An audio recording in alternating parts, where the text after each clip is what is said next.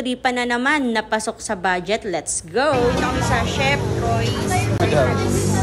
Dito lang yan sa Malabon dahil sa maala Korean food style, Overload Batangas Lomi. Every day. So yung 120 na yun? Po yan. Separate pa po yung mga rice po and mga other noodles namin. Nag-start lang po ito, soft opening po namin last October 15. Si Sir Jun and si Chef Troy. We are friends and then mahilig kami mag-coffee and food. Combine lang naman idea.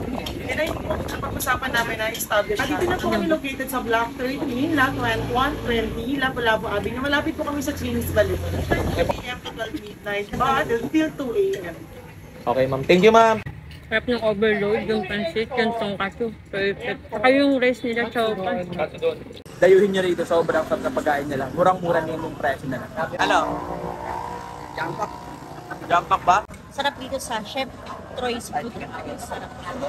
Mura na yung pagkain kakaiba. Meron mga Japanese style, Chinese style, Filipino, may Batangas Lomi. Solid.